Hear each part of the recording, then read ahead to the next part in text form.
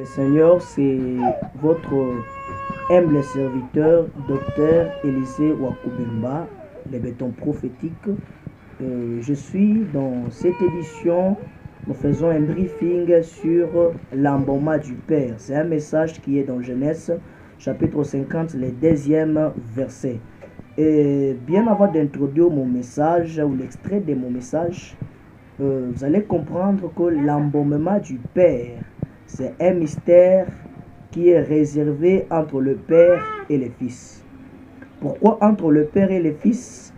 La Bible déclare que lorsque Jacob trouva la mort, c'est à son tour Joseph qui recommanda aux médecins, soit à ses serviteurs, d'embaumer son Père. Et vous remarquerez, dans cette situation, il y a 3 personnages qui interviennent.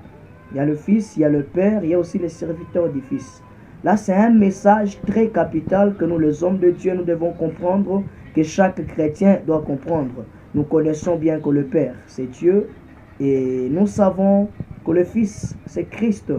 Et enfin, le serviteur, c'est nous le messager de la bonne nouvelle. Mais l'embaumement, c'est parfumer, c'est couvrir, afin que le corps n'arrive pas à se décomposer. Et dans la Bible, lorsqu'on parle du parfum, le parfum peut signifier l'adoration, mais dans ce contexte, le parfum est pris dans le sens du témoignage. Et vous allez comprendre, sur la parole du Fils, le serviteur doit embaumer le Père. C'est-à-dire, sur la parole du Christ, nous, serviteurs, nous devons garder le témoignage, nous devons rendre le témoignage du Père au travers le message du Fils. Et vous allez comprendre ce que la Bible dit dans 1 Jean chapitre 5, le 11e verset. Qu'est-ce que la Bible dit? Je lis rapidement. Et voici ce témoignage, c'est que Dieu nous a donné la vie éternelle et que cette vie est dans son Fils. Donc nous, notre témoignage, c'est de témoigner que Dieu a donné la vie éternelle et que cette vie éternelle est dans son Fils. C'est dans le message du Fils que nous sommes en train de témoigner, nous sommes en train d'embaumer le Père. Et c'est un message vaste. En d'autres termes, en parlant de l'embaumement, vous devez comprendre une chose: embaumer, c'est couvrir. Et vous allez comprendre, on couvre le Père. Pourquoi? Puisque au temps du règne du Père, c'est-à-dire dans l'ombre, soit dans la loi, il y a eu des choses qui n'allaient pas.